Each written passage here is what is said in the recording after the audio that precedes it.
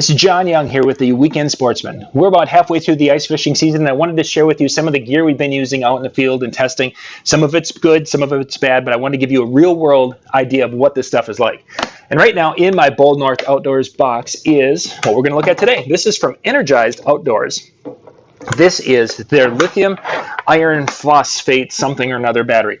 Basically, it's based off the lithium ion technology that will allow it to be lighter weight, give you more voltage output, and it'll last a lot longer, both holding a charge and life expectancy.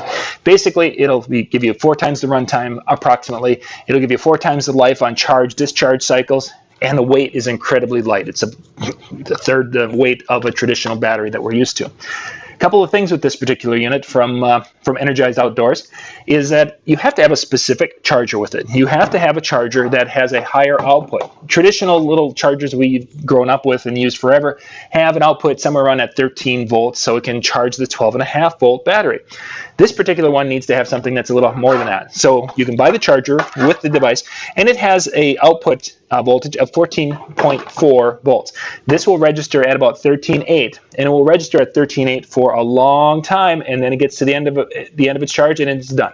So that's one of the things with lithium-based batteries, is you have to understand that it's going to show on your locator that it's still at 100% after yesterday. This battery was in my locator for day 2 of fishing. It was in that locator for 8 hours, and it's a big locator. It's got the big 7-inch screen.